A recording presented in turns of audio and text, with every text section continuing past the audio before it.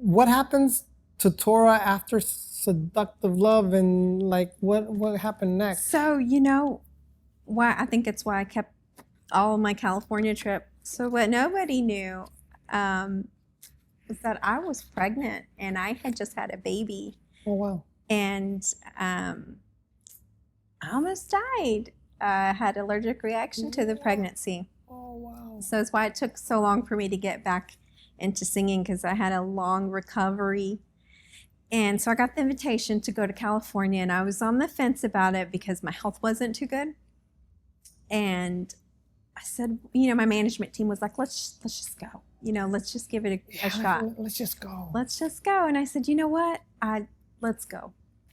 And it was during that California tour. I think I was set to be on an interview in San Francisco, and it was around Easter.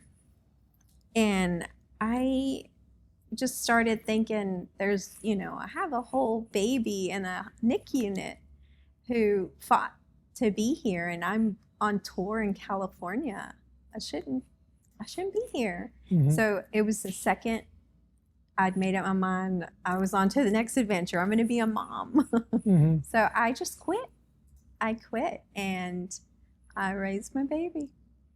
It was not till 2004. Mm-hmm.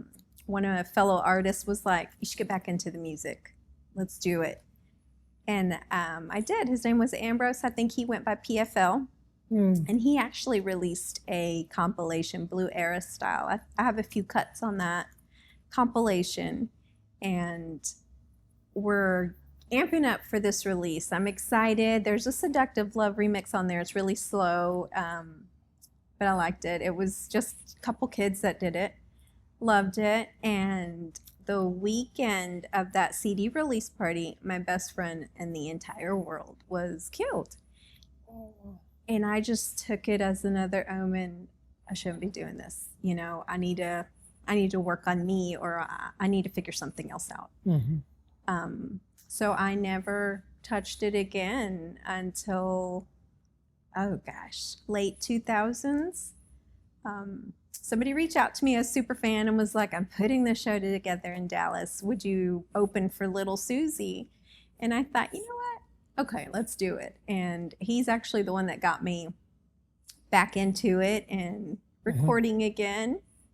And now a good friend of mine, Bastric Beats, we just worked on a few projects together. So I got new music out now, just having fun. And so in at the show in San Jose, I was gonna ask about you did like it was maybe like 25 minute set.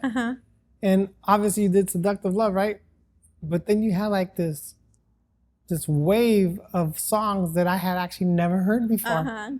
So I was like, oh wow, like where is all this? Yeah. There's probably 30 songs that I have out, but I never promoted it. I guess it was more just me, because as an artist, I need to create something.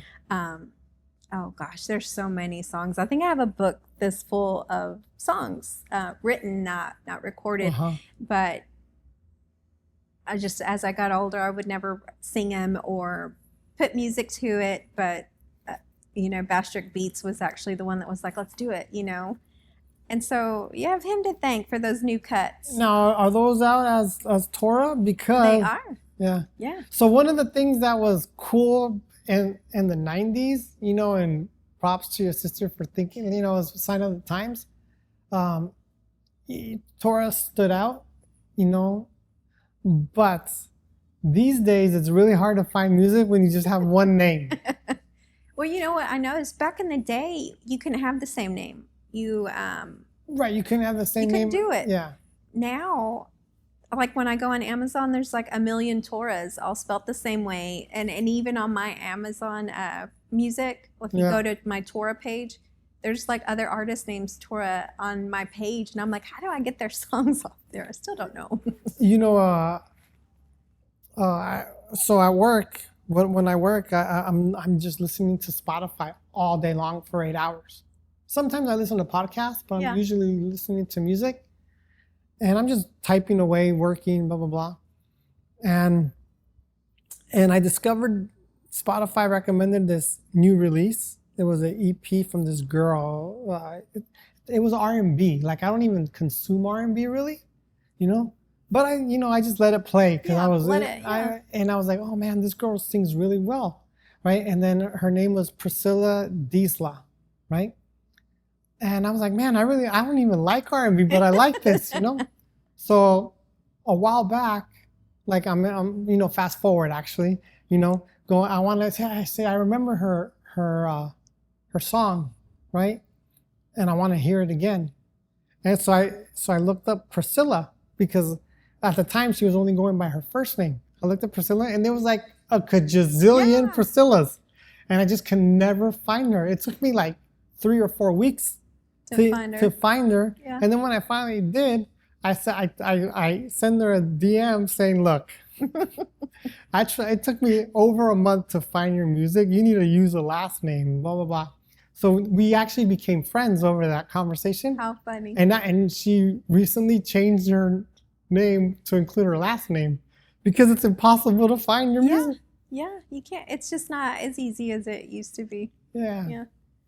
So what are some of those new songs that are? So the new cuts, let's see. I am working on some more new stuff. Hopefully a couple of years I'll get it out. But let's see what we did. I did Take Me Home with a feature from Gemini. Big Gemini. He's another Dallas artist. Yeah. I love that song. He was signed to like a major label and had a hit all over the country. He was big time. He is big time. He's still going. So we're old. I mean, we go back to, Manipulator days. He went by Misfit. Okay. So we were on the same label, and I think he's on the same compilation, the Hot Lick record one. So we go way back, old friends. So nice. I told him, hey, I'm going back in the studio. And he was like, well, I'll help you out. I'll get in on that. So he sure did. He came through. Nice. Right on the spot. Went to the kitchen studios. He just showed up. I think it took him maybe 30 minutes. Got in and got out. So really impressive. Love him. Let's see what else was Underneath is a new cut that's on there. We did 1,000 times. So you have all this love. I'm sorry for interrupting you. No, you're okay. You have all this love for like alternative and other genres. Are you putting out anything that's not freestyle? No.